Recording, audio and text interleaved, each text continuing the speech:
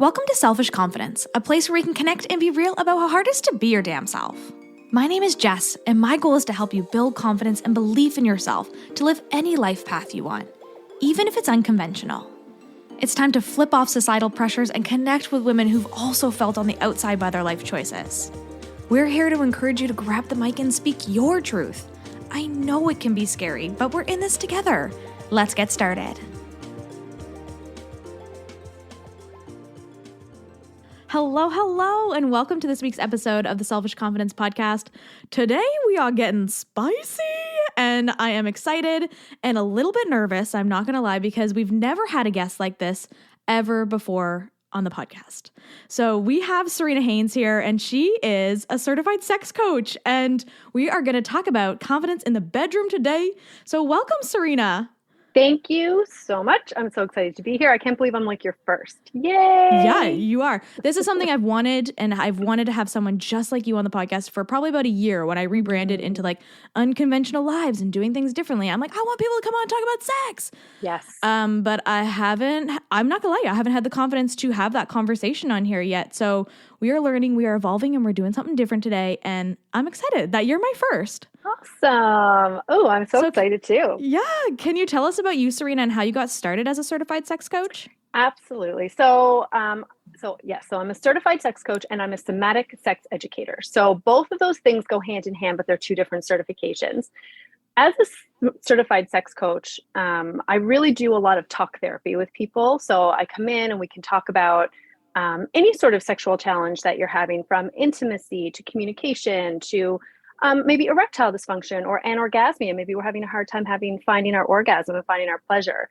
So those are the things that I work with there. And then as a somatic coach, I've been trained and I kind of sneak in the background of all of that mindfulness practices, finding yourself spaces so that you can get a little bit more attuned to your body, listening to what that means and listening to what your pleasure means as opposed to what they, quote, they have told you your pleasure is supposed to feel like. So my practice is for couples, one-on or solos. We can do one-on-one. I do workshops. I do speaking engagements all over the city and podcasts. And I just want to share the knowledge.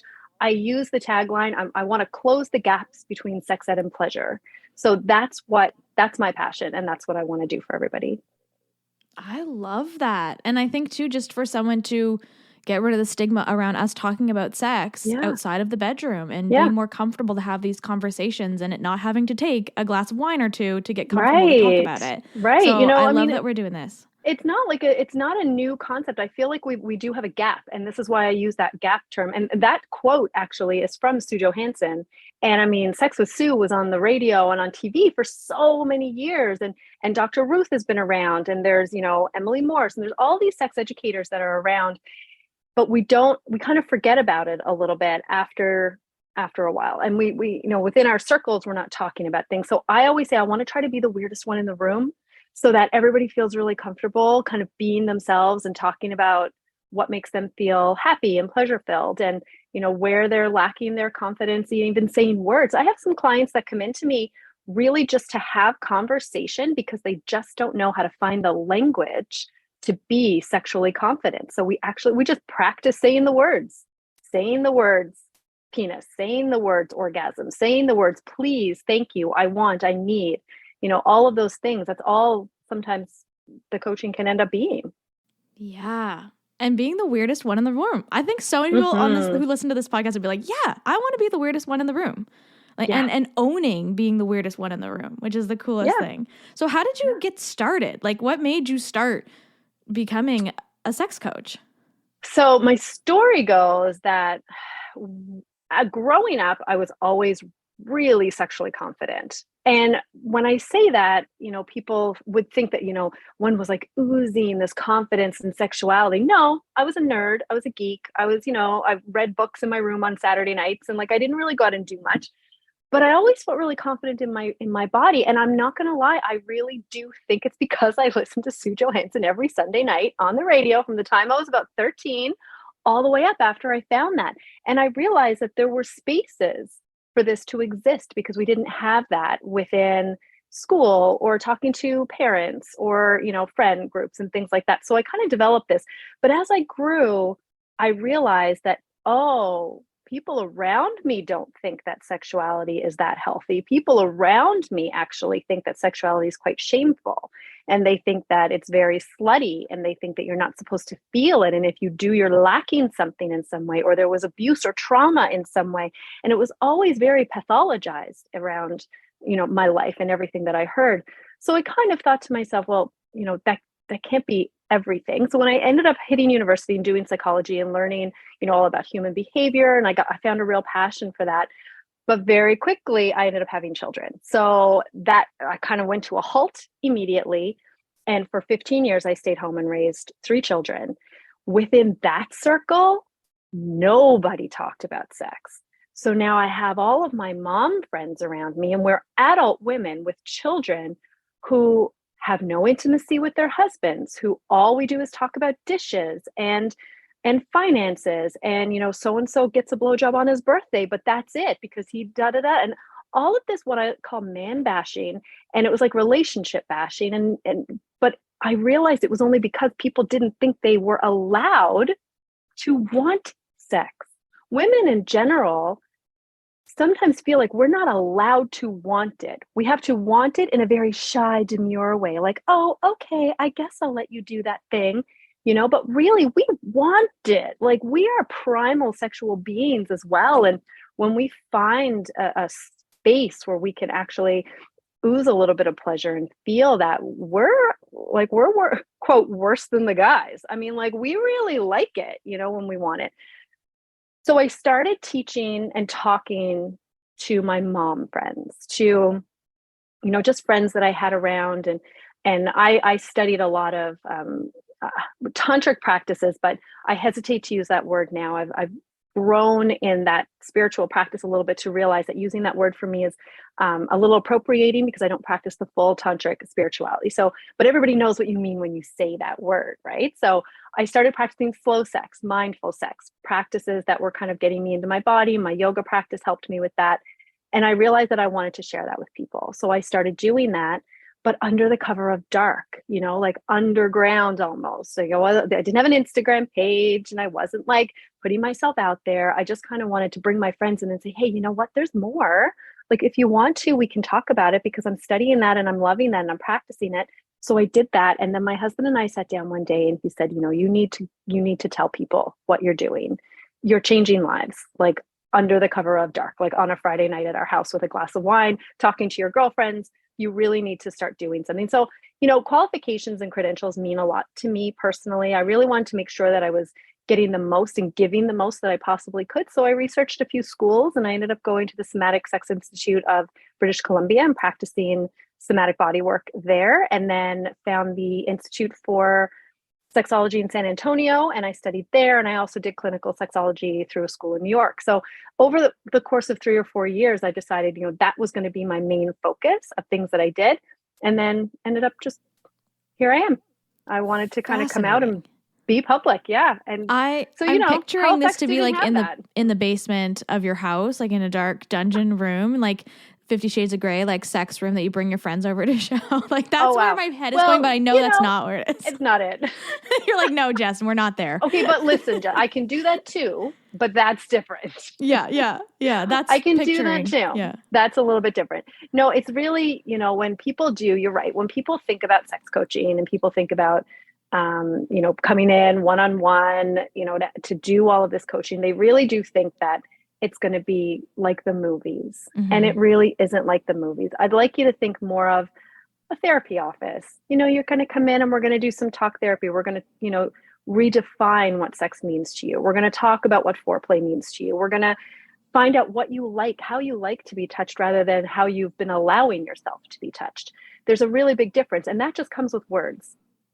And then breathing and breath work. And we do some coaching around that. And, where did your upbringing come from? And, so it's very much therapy. When it comes to the body work, if I'm being honest, I would always go to other people's places. I still do. I'll always come into your space to do that body work. And we can get into that a little bit later if you want, but I don't do that very often. And it's a very in-depth process to have us that close within each other's spaces. The general idea of my coaching is clothes on, in a room, in an office building, that kind of thing.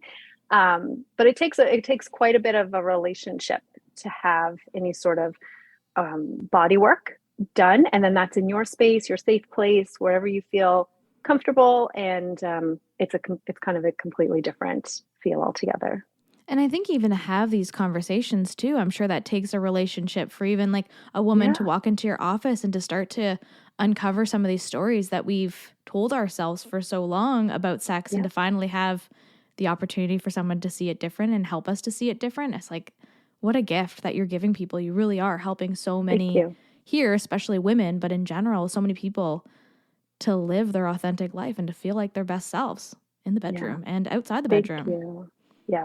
And this is the key, is that, we think that sex coaching just exists in the bedroom, but what ends up happening is the confidence that you build within your body, doing these practices with yourself and coming in and opening yourself up and smashing shame and just cracking your heart open.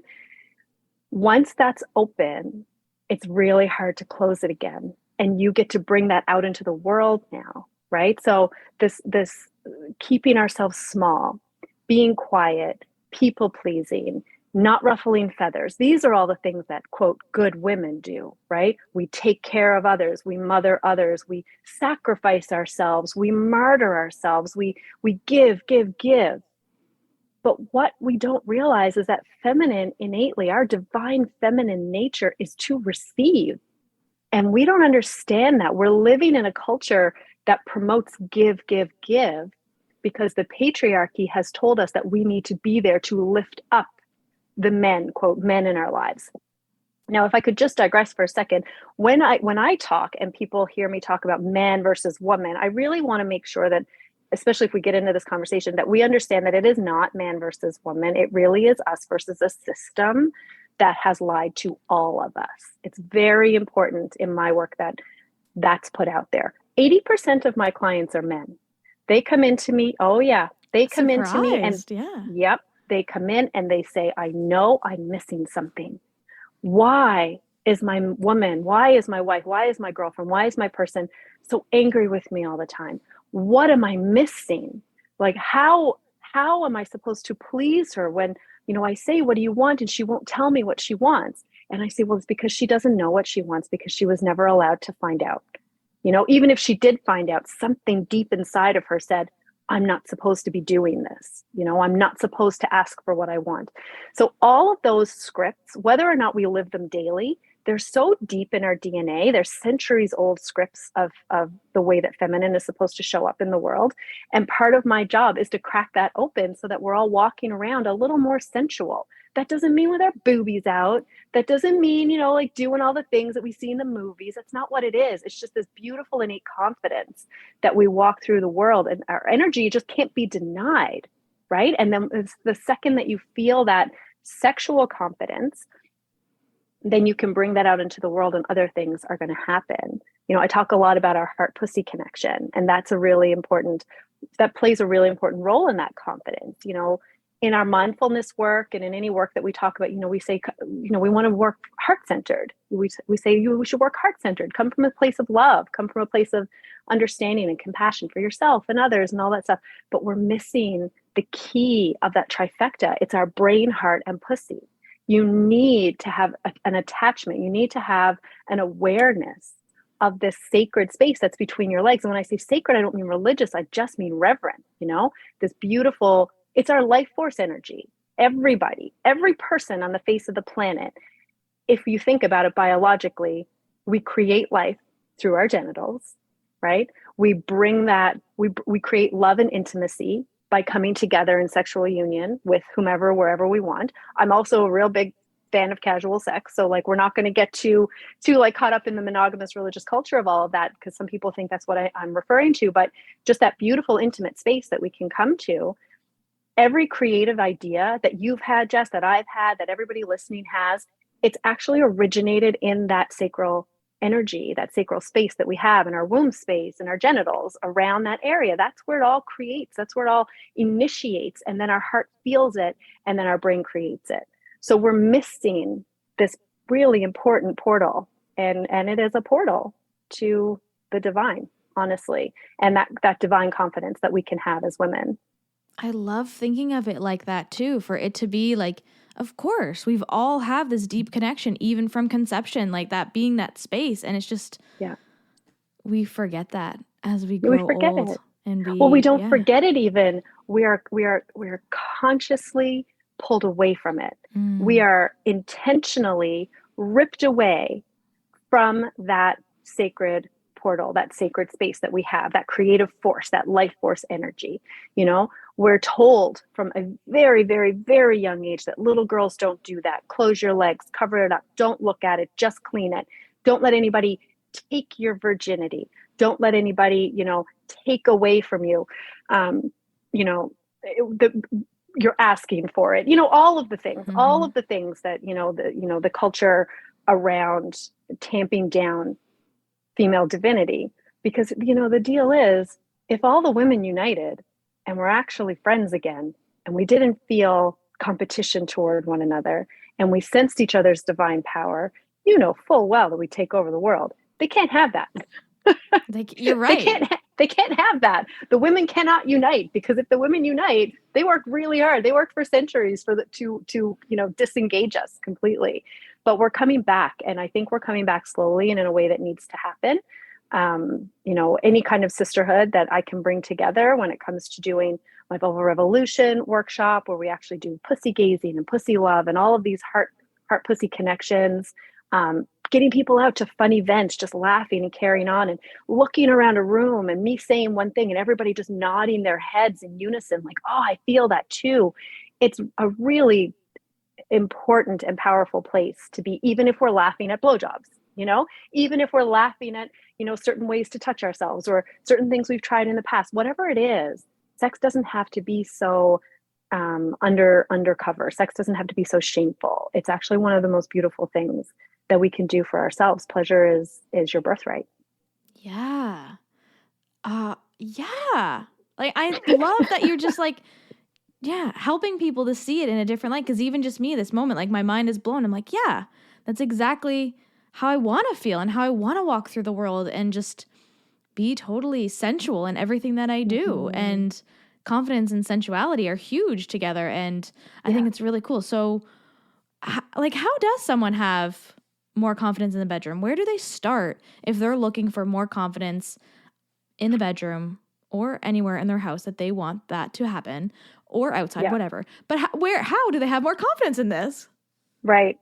So knowing your body and knowing your own pleasure, in my world, is the most important thing that you can do for yourself. And that can range from knowing what your body looks like and where that mole is on your hip, to knowing exactly what your vulva looks like, to knowing exactly how you want to touch yourself when you're having pleasure.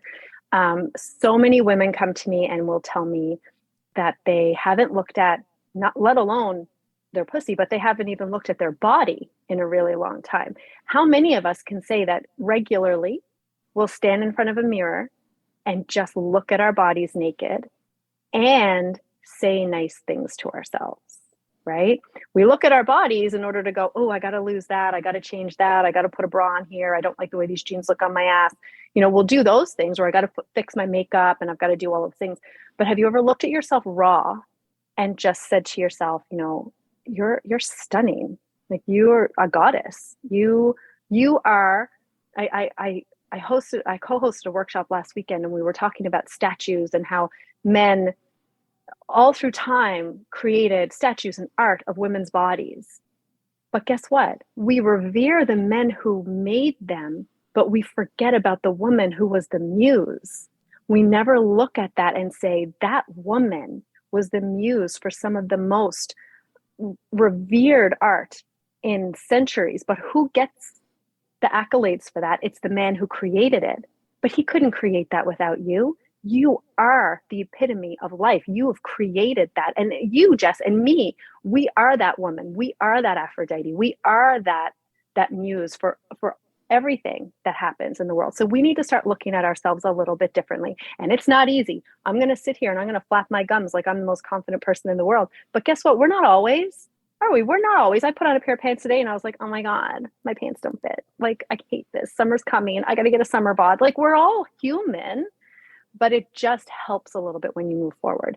And then self-pleasure. So many women that I know, even if I ask them, do you self-pleasure? Do you masturbate? Do you have a self-pleasure practice? They'll say, yeah, I use a vibrator. It's awesome. And I go, that's great. If you're having orgasms or even not, but you're using a vibrator, that's great. But when was the last time you touched your pussy with your hands? When was the last time you cupped your pussy and just held it and felt the warmth? Do you know where your urethra is? Have you ever looked at your vaginal opening? Do you know what your clitoris actually looks like? Or do you take a silicone toy and just try to find it in the dark, blast out an orgasm and move on with your day? That's not connection.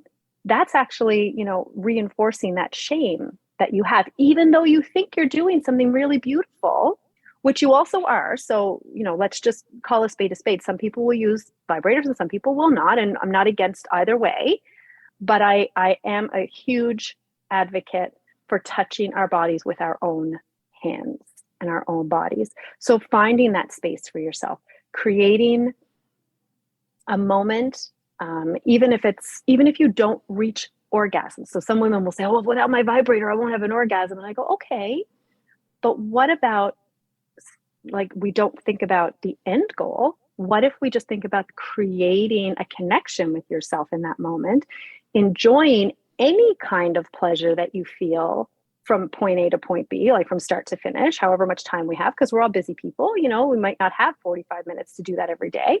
But what about you find that pleasure that you do in those moments and then use that and move forward with that and just say, you know what, I found some pleasure today. It was great, right? Looking at our vulvas are going to be really important too. I think that every woman should look at themselves. We look at our boobs, right? And we're told all the time, breast cancer awareness, you've got to look at yourself. We talk about cervical cancer, but we can't really see our cervix. But what about our vulva? Have we looked at the outside of our vulva? Have we looked at our lips today? Have you looked at them the past month? Do you even know if something's changed color or changed shape or there's a lump down there? We don't know. So, forget even sexual pleasure for a minute. It's part of our overall health and well-being to have a high self-confidence in yourself that you can touch your genitals and feel no shame being there. So I think knowing your own body and starting the self-pleasure practice are two of the most important ways, because that confidence that you feel in finding your pleasure in the bedroom will start being exuded in the world that you live in. Your shoulders will go back. You'll be like, oh my God, I feel so good. I'm going to go out and go for a walk or go get a coffee or go meet my boss today or whatever it is, but you're going to feel really good about yourself because you've given yourself some love. Yeah. I think too, just thinking about our bodies in that way is not something that we do. Exactly that. It's your health, right? To take a peek and to see what's going on down there and to know yourself in that way. And I often teach people when it comes to confidence, it's about knowing yourself. And I love that when it comes to confidence for sex, it's about knowing your body and knowing yourself and knowing what you want and speaking up for that. And what a gift it would be for us as women to be able to do that every day, right? To be able to speak up for what it is that we actually want in our life and also in the bedroom. And I think, what you're teaching people is really important. And now I want to go get a mirror and check things out down there and see what's going on. Yes. Good. I love it. So I love how you talk about that pleasure being your responsibility. It's on me. It's not on my partner. It is all on me. And how does someone get to know themselves for better pleasure? Masturbation. You need to touch yourself. You need to touch yourself. We need to start realizing that lots of industries and lots of time over the world, the system has kind of taught us that our men are supposed to know what to do, right? So they're supposed to know. They're men. They're guided by their dick. They have, when they have a hard on, they can't control themselves and all of these ridiculous things that men have been fed. So those are the myths that men have been fed, and they don't like that either, for the record. I mean, I know sometimes we think they do, but they don't. That's why I have a lot of clients that are men. But finding your pleasure with your hand, understanding do you love nipple play? Do you love clitoral play? Do you like internal play? Do you like the inside of your legs touched? Find all of that for yourself, because if you don't know, you can't tell a partner, let alone can they read your mind. So they're going to come in and they are going to do things to you that they want to do. And that's okay, right? If your partner wants to, play with your breasts because they really like that, Okay, but if you actually hate it and you continue to allow it, you continue to abandon yourself, and then you stop trusting yourself to make good decisions. We keep talking about trusting our partners, trusting our partners. It's self-trust. You will abandon yourself every single time you let somebody touch you in a way that you don't want to be touched. It doesn't have to hurt. It doesn't have to be traumatic. It's just, I don't like my clit rubbed side to side. I like it rubbed up and down, but I'm not going to say anything and I'm just going to let them do their thing. We've self-abandoned. And pussy will say, okay, well, next time you want me to work, I'm not going to work for you because I don't trust you right now to do the thing that is good for us. So you need to be able to speak up. Your pleasure is your responsibility. Nobody will know how to touch you unless you know how to touch you. And then you are able to tell somebody how to touch you. I'd like every woman out there to think to themselves, have they ever been in a situation with a man where they've been doing something fun and sexy and foreplay and doing whatever, and maybe they don't like what you're doing? Have you ever had a conversation with a man afterwards and he goes, oh no, I just let you do the thing. I didn't really speak up. No, they're like, oh baby, slow down. Oh baby, a little bit faster. Oh yeah, I really like that. Suck a bit harder. Do the things. Like, they love it. They're verbal. They're kind of like, come on up here, flip over. I want to do this. And they will tell you if something hurts. If you pull on somebody's balls and they don't like it, I guarantee you they're going to be like, oh babe, enough. Let's do something, or ow, or something. But if we women experience pain during sex, another script that has been told to us is that that's normal. It's okay to feel pain. It's going to hurt sometimes. It could hurt sometimes. It's not always going to be amazing. Oh no, it should never hurt. And it should always feel amazing, actually. And there's no in between. There's none of this like numb sex. Women stop having sex when they're having shitty sex. They don't want to stop having sex, but they numb out and then they start self-abandoning, and then they never want to do the thing again. A negative feedback loop starts to be created, right? I kind of went off and I'm not really quite sure what your question was anymore, but I loved it. I love that, especially getting into that point where we're telling ourselves like, it's supposed to hurt, right? Because I think we've all been told that too. And, oh, I don't speak up about things, right? Yeah. Oh yeah, you could bleed, of course. Like, how does someone who has this narrative in their head about pain and not speaking up, like, how can they even like try to speak up a little bit more? Like, do you have any tips for women who have suppressed that feeling and have just like, faked it the whole time? Like, that's not fair. How can they speak up? Fair. Yeah. Well, again, I've got to go back to it. You've got to bring yourself to that pleasure. You've got to bring yourself to that pleasure. It's so very simple, and it's the hardest thing you're ever going to do in your life, to carve out time to find the pleasure in your body, to build up the trust that you have within yourself so that you will not settle for less anymore. That's the key. It goes with anything. You could be talking about this in your job. When you know your worth, you will not settle for less anymore. When you know what your pleasure feels like and you know what you're able to give yourself, you won't settle for less. And it'll be such a deep belief system that you've created slowly over time, allowing yourself time to learn and, feel uncomfortable touching your pussy for the first time and feel uncomfortable looking at yourself for the first time, but push through. The beauty happens on the other side of the mud. You have to get through that. Once you do, and that core belief is so deep into you, you will have no trouble speaking up because it's not criticism. You're not being rude or mean or any of those things that women are told we're not supposed to be, right? We're just supposed to keep status quo. We're not supposed to be rude or ask too much or do those things.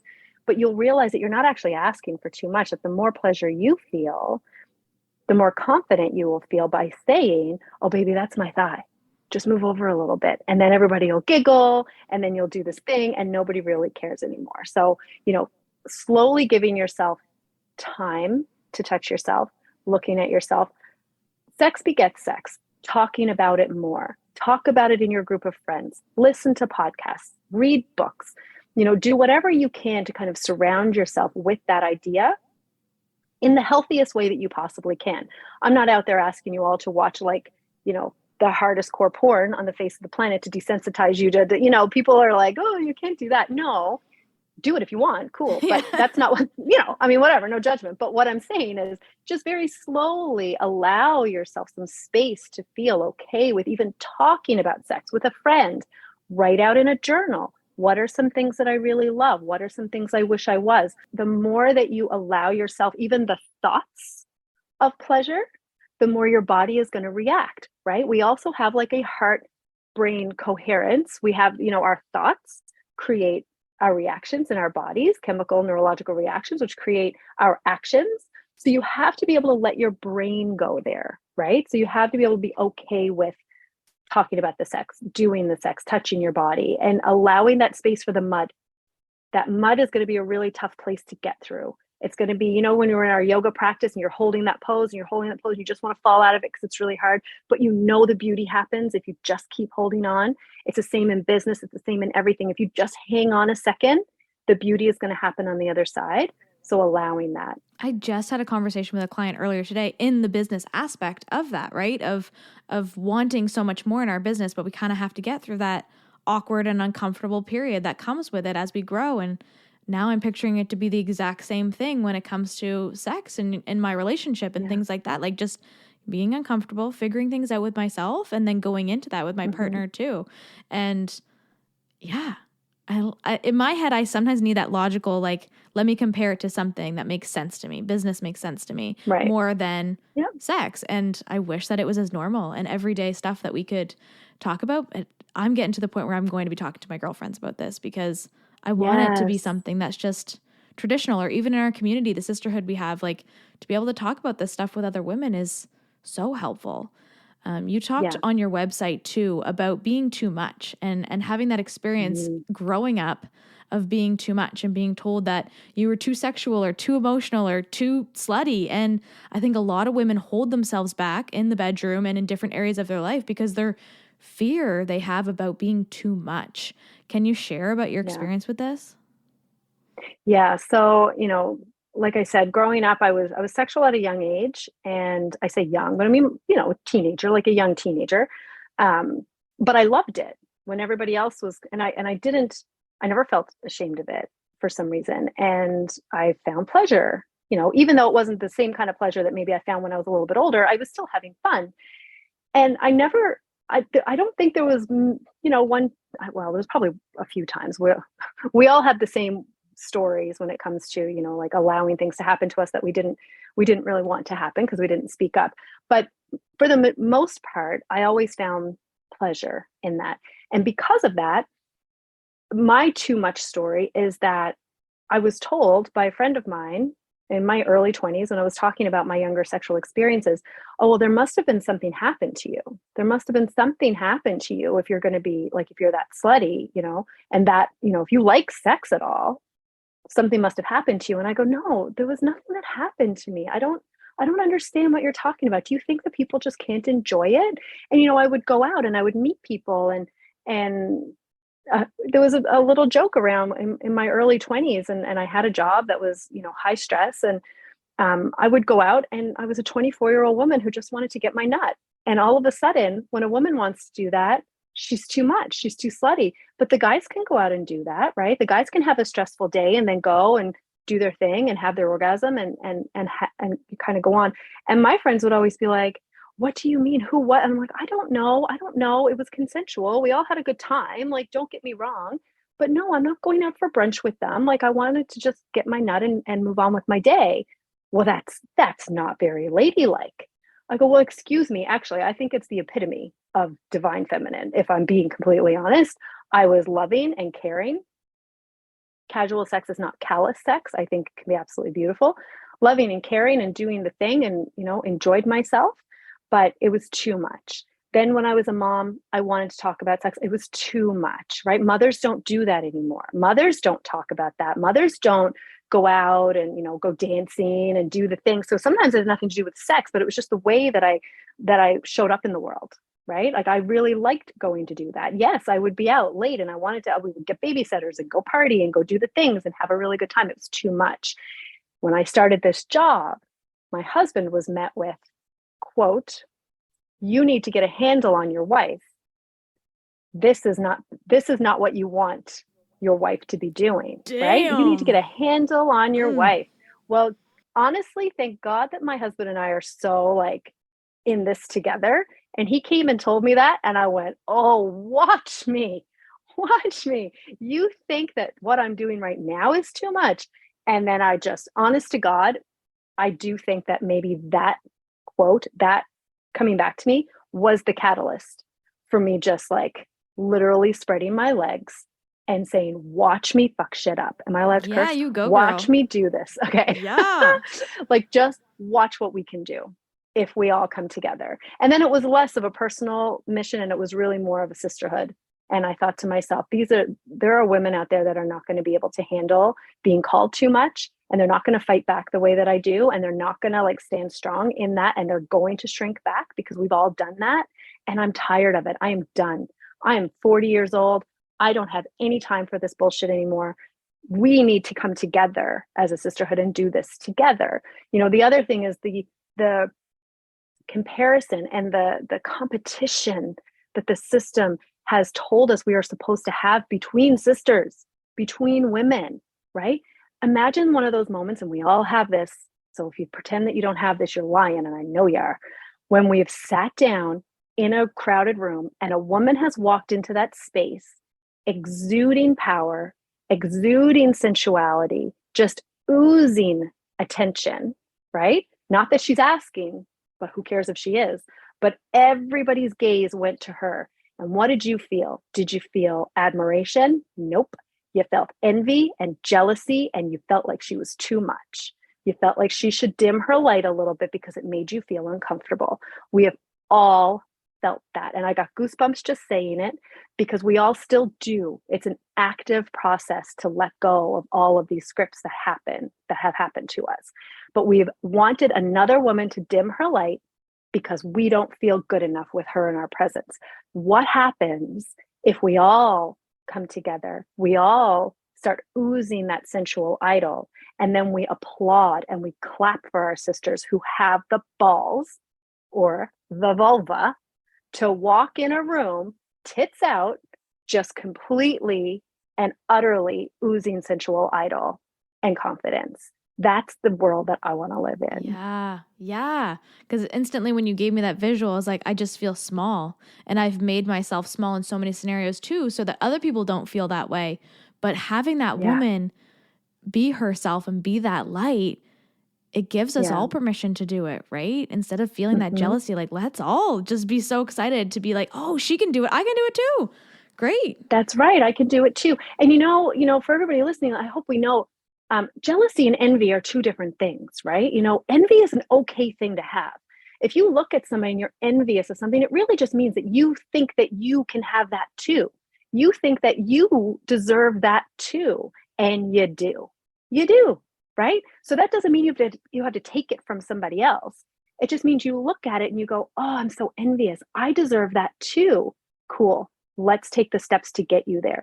Jealousy is more like, I'm afraid you're going to take something from me that's mine, right? I'm afraid that, because of that, you're going to take my job, and I'm feeling really small and I'm feeling really jealous about that. That's a little bit different, but we can use jealousy. It really just puts us on our path of desire.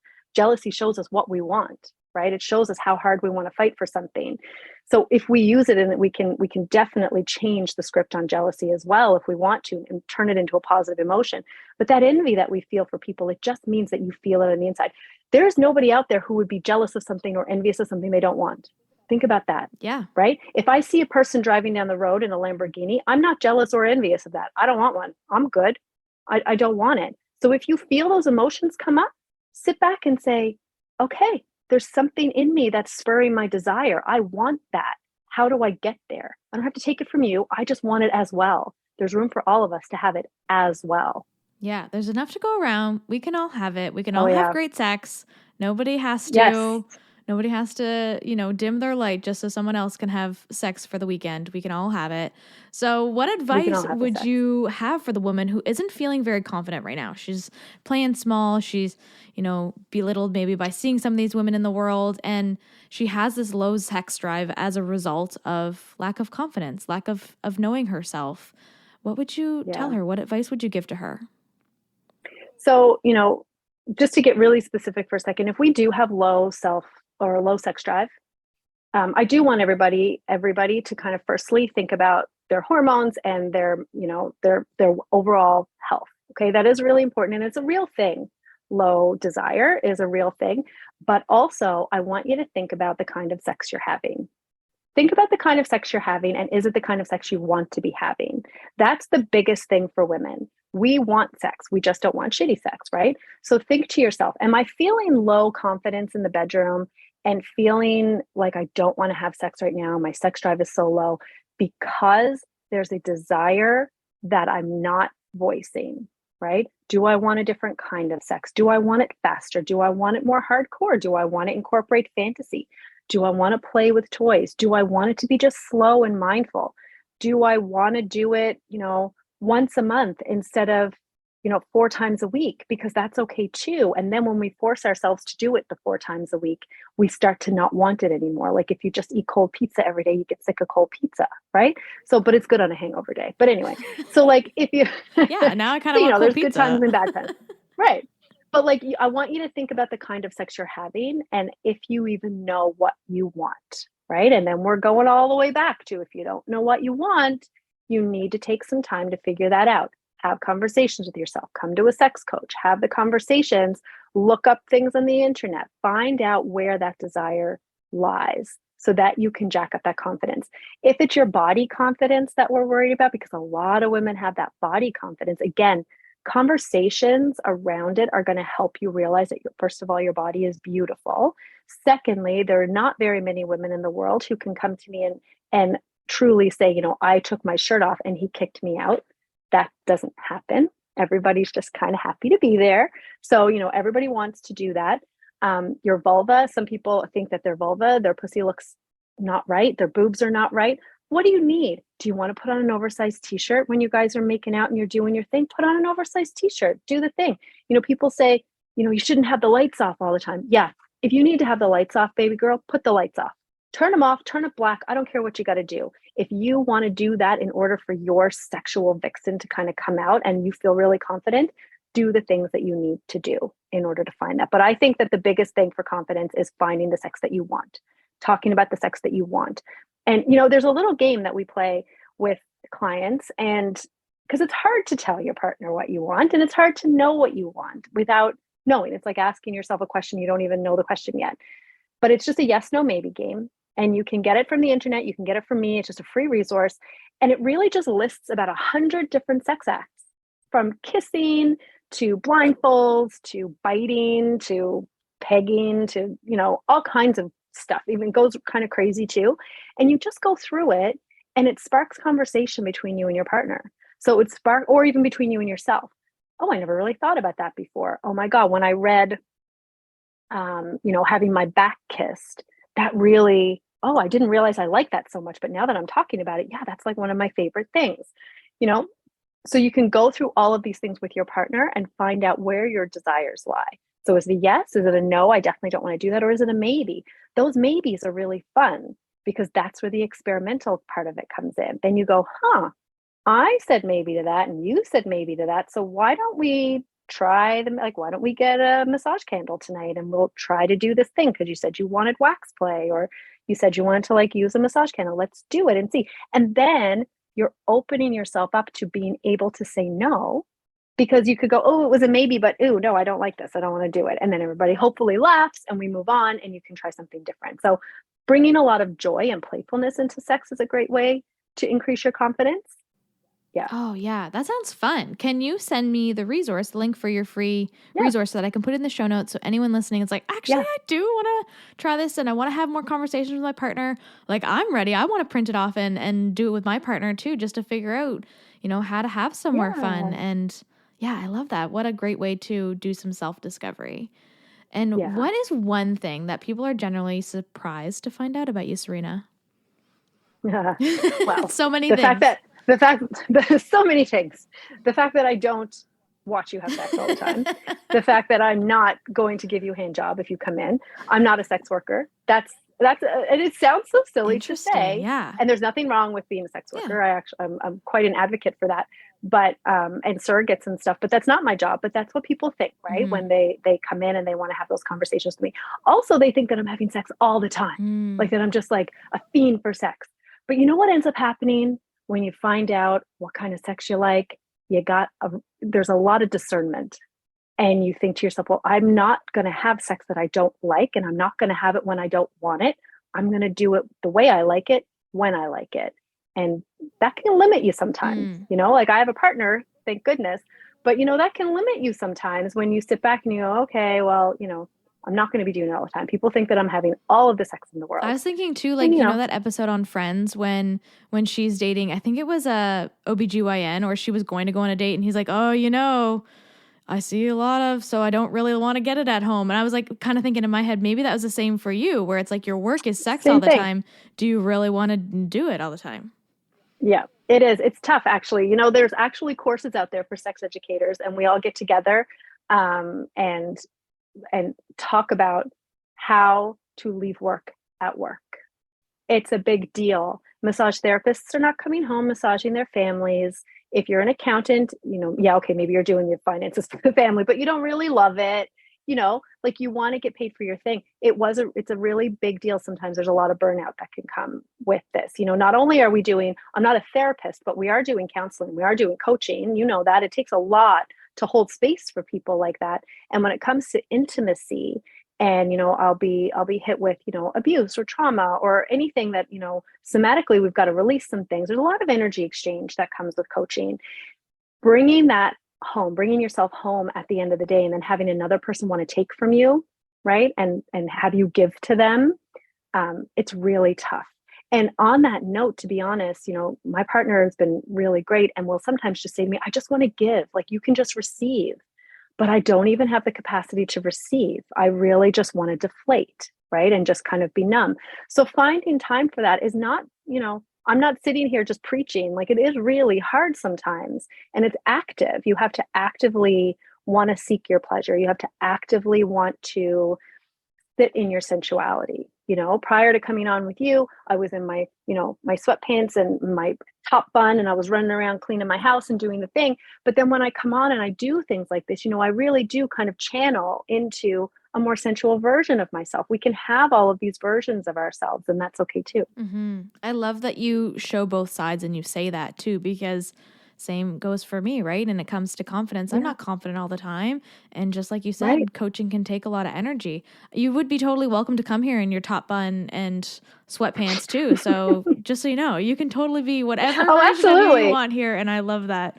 But to see and to share that side brings a real perspective to coaching and brings a real perspective to the work that you do, that you give a lot and it can be really hard. And so I love that but it can also be so fulfilling. Oh yeah.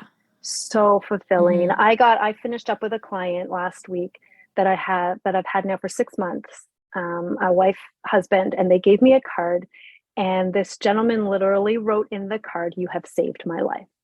And, it was a really big deal. This was a very large journey for this couple. And, it is sometimes, guys, don't be afraid. You can come in and I can just give you blowjob tips. That's cool too. We do that too. But then sometimes these journeys become very deep and they become very long, and you develop a real sense of love for the people that you're working with. And they develop that sense of love for you. And, it can be draining, but so fulfilling at the same time. Yeah.